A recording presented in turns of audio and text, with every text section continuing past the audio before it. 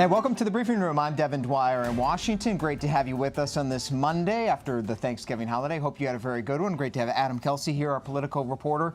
Busy week back from the break. Congress is back in town and a crisis unfolding over the holiday weekend at the southwest border in California with Mexico. That's where all attention is today, including over at the White House and the Department of Homeland Security, where those thousands of migrants, Adam, many of them from the caravan, showed up on the doorstep over the weekend. The Homeland Security Border Patrol taking the extraordinary step of shutting down the busiest port, one of the busiest ports in the world.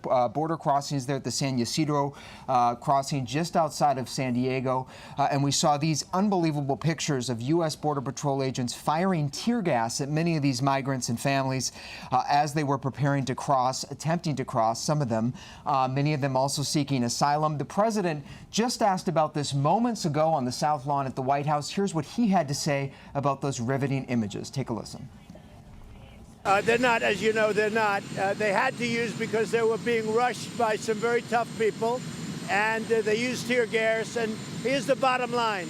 Nobody's coming into our country unless they come in legally.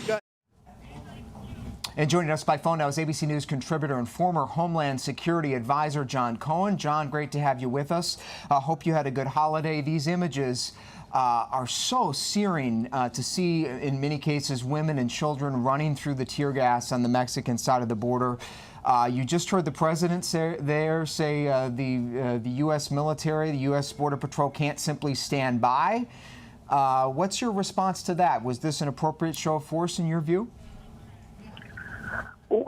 Well, I have a lot of concerns about what we're seeing. Yes, the administration has taken a number of steps to make it more difficult for people to enter the United States through the southern border. And that includes people who are fleeing violence and persecution and seeking legally the protection of the United States through the asylum process. So what we now see is a large group of people who have coalesced in Tijuana. A large number of them want to come in through using the legal process, but they're living in very adverse, very uncomfortable living conditions. So you have men, women, and children who are hot, who are tired, who are feeling increasingly hopeless, and that causes people to act desperately. And so as a law enforcement and someone who spent a lot of time working on border security issues, including the Department of Homeland Security, you kind of saw this coming because we didn't ramp up the resources along the ports of entry that would help us more expeditiously vet, weed out those who shouldn't be coming into the country and expedite entry for those who are here. All we've done is we've set up barriers. And that leads, in my experience, to people trying to find other ways to get in, either by entering the country illegally or by becoming more or seeing more civil unrest, which is exactly what we're seeing.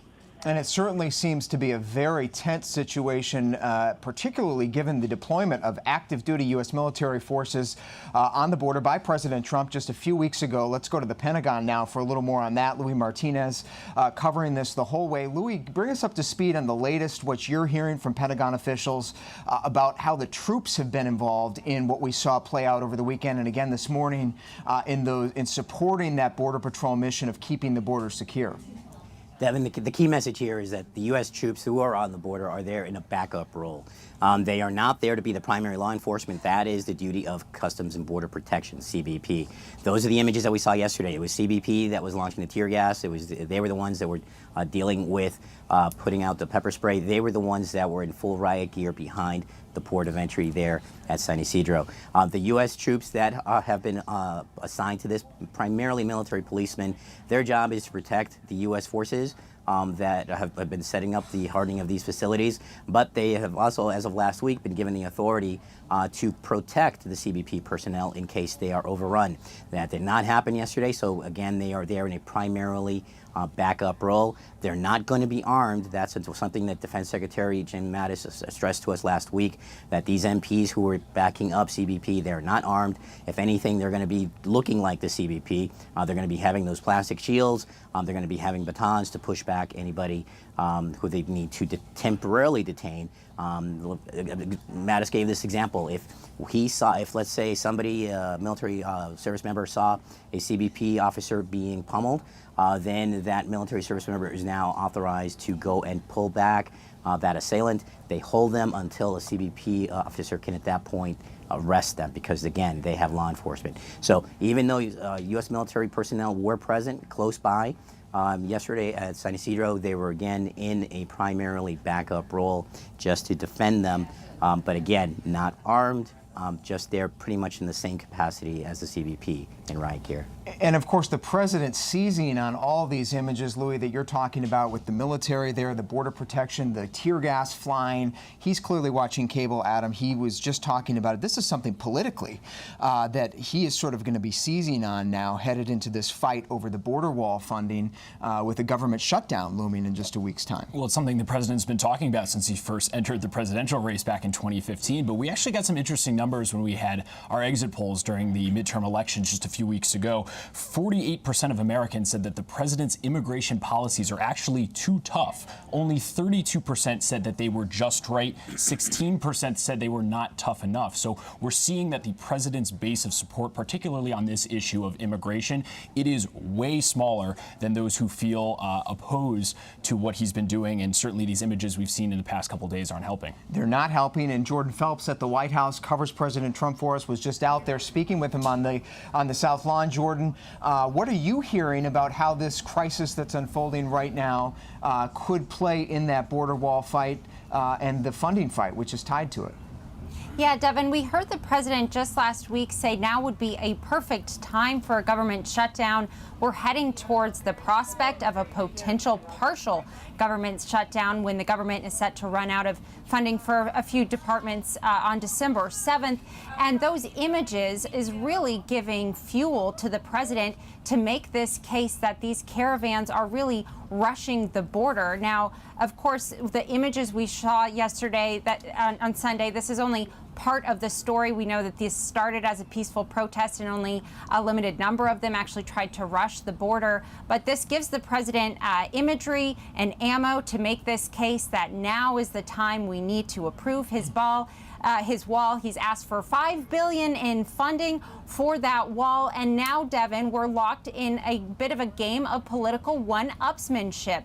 We've got the president on one side saying now's the time to fund this wall, and we've got the Democrats on the other digging in their heels, not wanting to, just give the president his way without getting some key concessions. And Devin, at the end of the day, with these government shutdowns, it comes down to who will be blamed if the government does in fact head to a partial government shutdown. And the debate over that border wall is certainly going to only heat up in the next week and a half. Jordan Phelps at the White House, thank you so much. John Cohen, our ABC News contributor, joining us by phone as well. Thanks to John.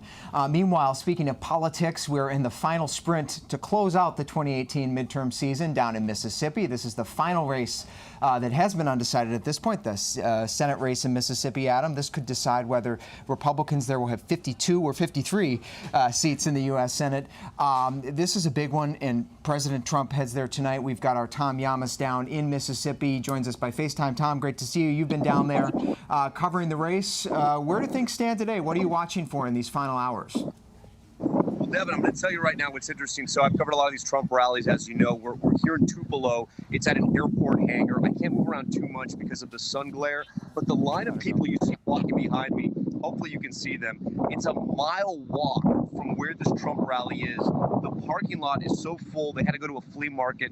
That parking lot's filled as well, so people are walking more than a mile right now to get to this Trump rally. It's one of the reasons why President Trump is here. He won the state by 18 points in 2016, and Republicans are nervous about this race. They're not sure if Senator Cindy Heisman is going to pull it off, even though she is the favorite here. This is a very red state, but the Democrat Mike Espy has made some inroads, and really, Heisman has stumbled along the way after the midterm election. This, of course, being a special election here. Some of her comments in the past, she said some things that people have said are racist. Also, her own personal history, people have said, is racist as well. So that's all been part of the race. Now, one of the big developments that's happened today is they apparently found some nooses at the state capitol in Jackson, Mississippi. Now, neither of the Trump events are near Jackson. There's this one in Tupelo, the other one's in Biloxi, but that's getting some traction. The news is because Mike Espy is African American, and there has not been an African American senator elected in Mississippi since Reconstruction. So the issue of race front and center in this election right now. And Tom, before we let you go, I just wanted to ask you about that that issue of race, Cindy Hyde-Smith's gaffes, the nooses, her affiliation with some of those Confederate symbols. It's sort of mesmerized the online world. We see it exploding on social media, people talking about this. But as you know, what really matters is what voters in Mississippi think. Do these affiliations on her part, do her comments, are those getting as much attention there as they are getting nationally? I'm going to find out now because we just got to this event. It's one of the first questions I'm going to ask some of the voters here.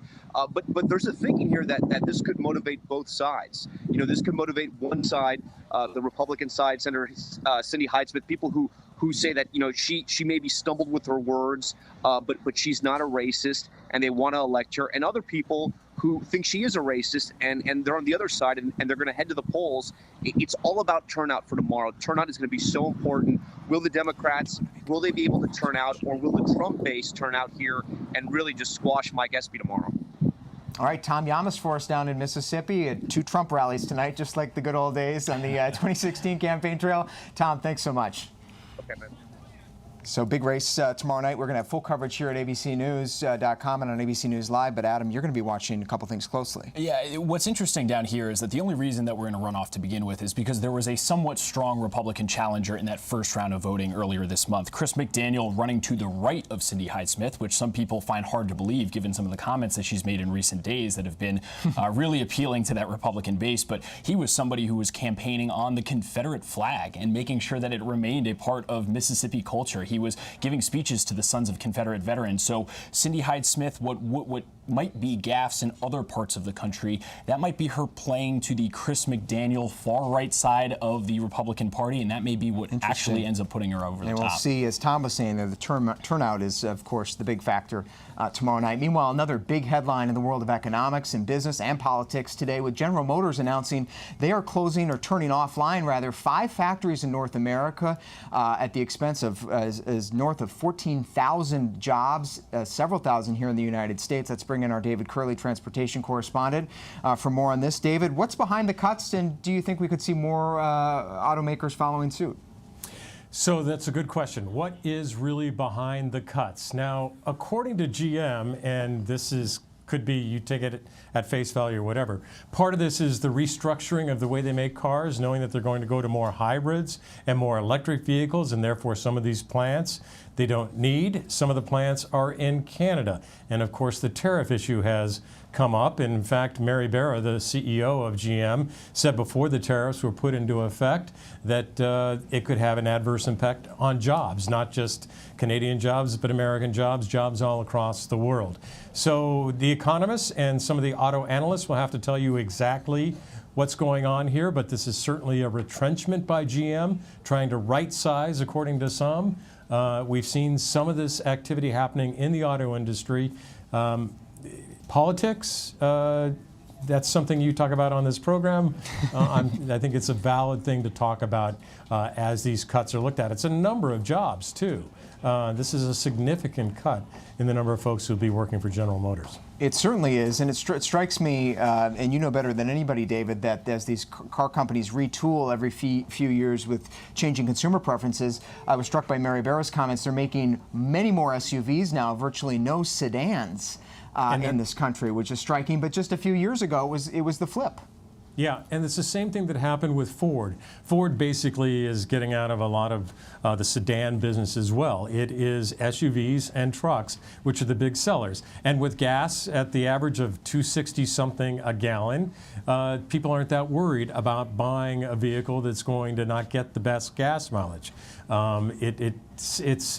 They're dealing with consumer demand at this point. Even though in the long term, I think all the car companies know that autonomous vehicles and electric and certainly hybrid vehicles are a big part of their future. But right now, what the consumer wants, with oil prices, I think they fell to less than about $50 a barrel. The consumers aren't looking at climate change and anything else other than the fact that I can get that big SUV or the big truck, and it's not going to cost me that much to run it. Therefore, the car companies are trying to satisfy consumer demand. And sending some of that smaller car production to Mexico, China, Poland in some cases. The president, as you know, David just said, he is not happy about it. Here's President Trump weighing in just moments ago on the GM News. Take a listen. Well, we don't like it. I believe they'll be opening up something else. And I was very tough. I spoke with her when I heard they were closing. And I said, you know, this country's done a lot for General Motors. You better get back in there soon. That's Ohio. And you better get back in there soon. So we have a lot of pressure on them. You have senators, you have a lot of other people, a lot of pressure. They say the Chevy Cruze is not selling well. I say, well, then get a car that is selling well and put it back in. So I think you're going to see something else happen there, but I'm not happy about it. Their car is not selling well, so they'll put something else. I have no doubt that in a not too distant future, they'll put something else. They better put something else in. So not happy about it, but not clear he can do much about it, David. But this is, you know, he made a reference to the fact that GM was bailed out by the federal government. You know, Ford did not take bailout money, but GM did. And I think that's his point that, listen, when you were really hurting after the Great Recession, it was the United States government that came and made sure that you didn't go out of business. And this is the way you pay us back, by cutting these jobs. So it's obvious that politics are involved in this decision. And as we've seen the economy and the stock market over the last couple of months, there's a lot going on there that the president's not really happy about. And this is another area where it is not good news for President Donald Trump and what he has said he's going to do for America. All right, our senior transportation correspondent, David Curley, thank you so much for coming to the briefing room, David. All right, moving on, another major report that popped over the weekend. You may have missed it just after your turkey dinner. On Friday, the White House released a stunning new climate assessment.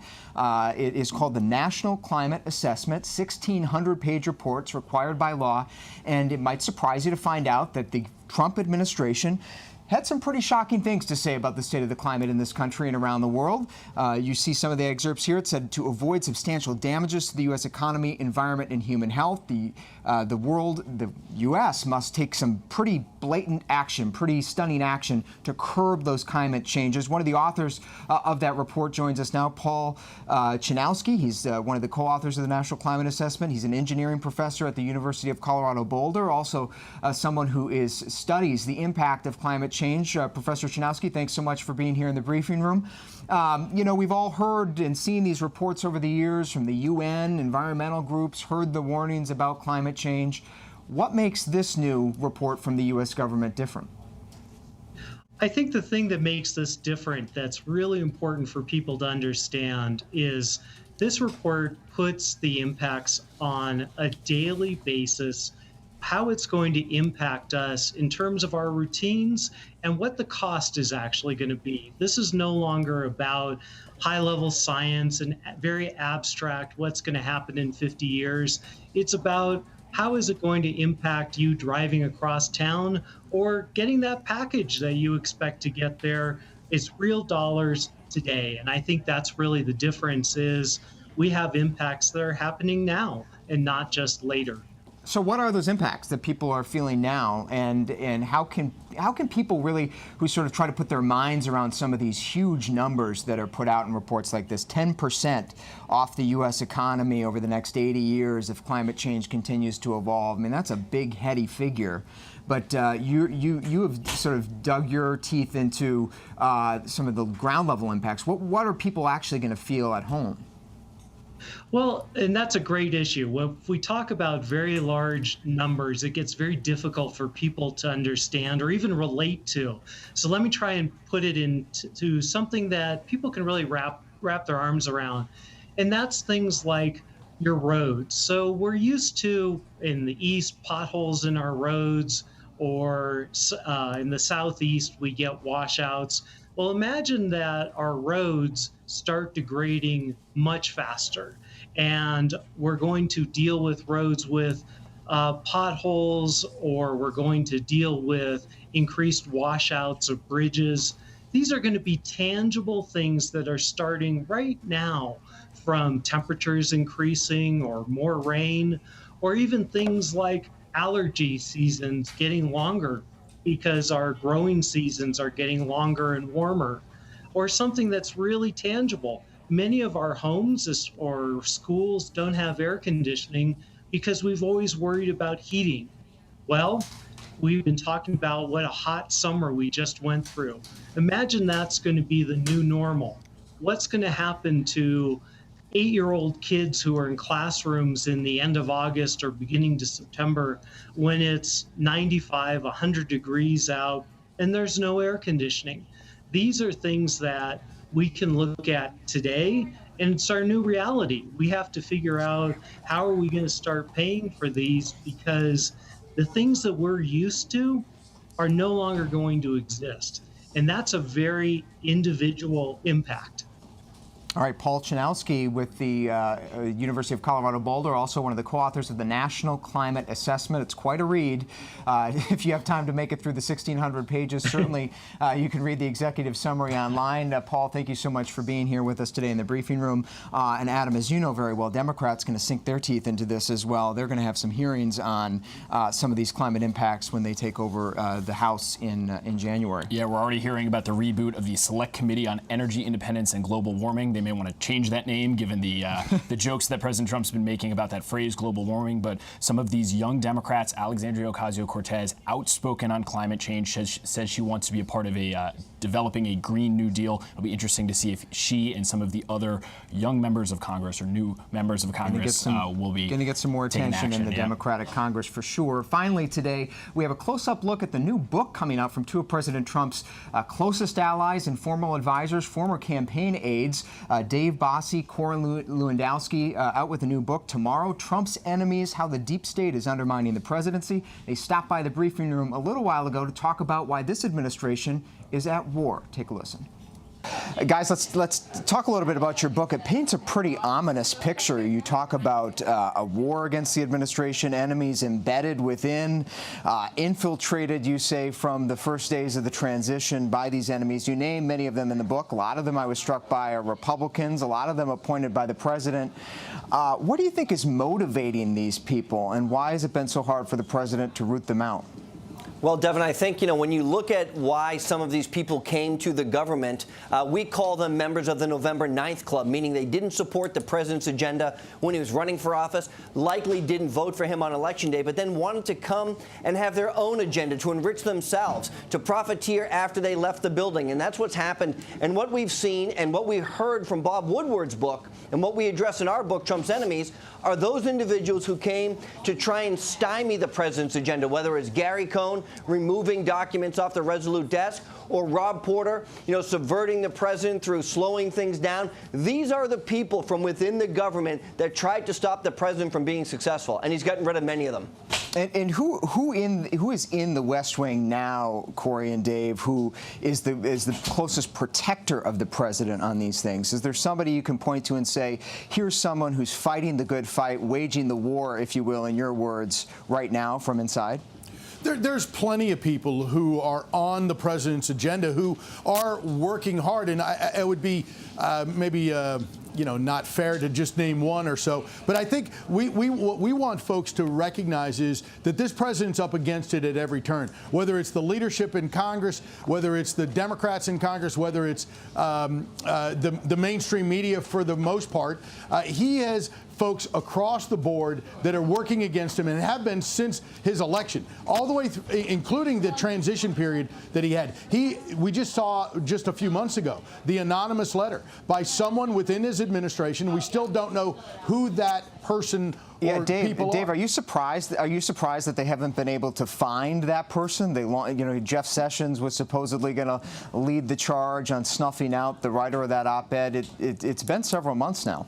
Well, I'm not surprised, because the coward, whoever this person is hiding, behind their desk and undermining the president, which is a problem that we have, and we outline in our book, Trump's Enemies. We talk about just that, and we have an interview with the president, the first interview he's done since being president of the United States, that is published in a book is in Trump's enemies, and he talks extensively about the mainstream media, about his enemies in Congress, and about those enemies in the administration that are undermining him at every turn. I want to talk a little bit about the theme, actually, of your first book, which was Let Trump Be Trump. And both of you have been missionaries, if you will, of that whole idea of letting the president be himself. It's what led to so much of his success, both of you have argued. You know, Chief of Staff John Kelly has been someone you've both been critical of for sort of counteracting that approach. Do you think when Kelly leaves, as has been reported, President Trump needs to basically be his own Chief of Staff? Do they even need a Chief of Staff in this West Wing?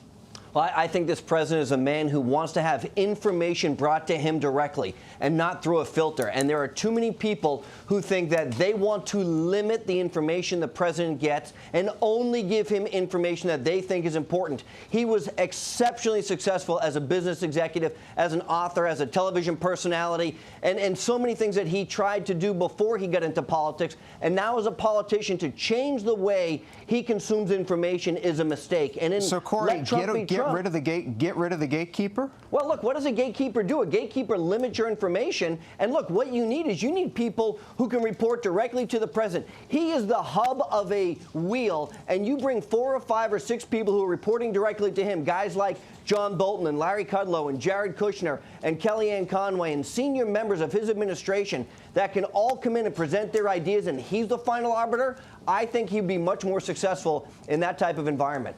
All right, both of you guys have been in the president's ear. You're informal advisors. You're his allies on the outside. Obviously, we're entering a critical period with Democrats retaking the House. Do you get the sense the president has a plan in this new political environment in Washington, or is he scrambling right now? The president always knows which direction he's going, and that is bringing forth his America First agenda and continuing on that. He is going to, over the next 2 years, have to deal with a Democrat-led House of Representatives. And that means on a public policy standpoint, on budgets, but also in the Democrat leadership is going to have to figure out what they're going to do with these fake investigations, whether this, ridiculous Russia collusion investigation as it comes to a close with Mr. Mueller, and we'll have to see what ends up happening there over the next weeks or months. But we'll see what the Democrats do now that they have subpoena power and deposition authority. Are they going to overreach and really try to undermine this president and his presidency and really make the American people, understand why they shouldn't be doing that? Guys, the president heads to Mississippi tonight, 2 big campaign rallies. You know better than anybody he has been barnstorming the country in the past few months. Is there any chance, though, that he doesn't run for re-election in 2020? Any chance at all? There is no chance whatsoever. Look, we've had many conversations with the president. Look, in our book, we ask him, are you happy with the decision to run for president? He outlines how important, it's the most important thing he's ever done. Everything else is just so secondary. He has so much work to do for the American people. With all the success he's achieved in the first 2 years, he can't get it done in 4 years. He will run for re-election in 2020, and he will have a larger margin of the Electoral College in 2020 than he did in 2016. All right, it's going to be a busy couple of years. I have a little bit of a guess you guys will be involved in the campaign in some way, but we shall see. Dave Bossie, Corn Lewandowski, thank you both. Trump's enemies, how the deep state is undermining the presidency, comes out on Tuesday. Thank you, guys. Thank you. Thank you for having us. And our thanks again to Dave and Corey, and thanks for you for watching us here in the briefing. We'll be right back here tomorrow, 3:30 Eastern Time, for the latest on these and more stories. Download the ABC News app. Follow us at abcnews.com. For now, I'm Devin Dwyer in Washington. We'll see you next time.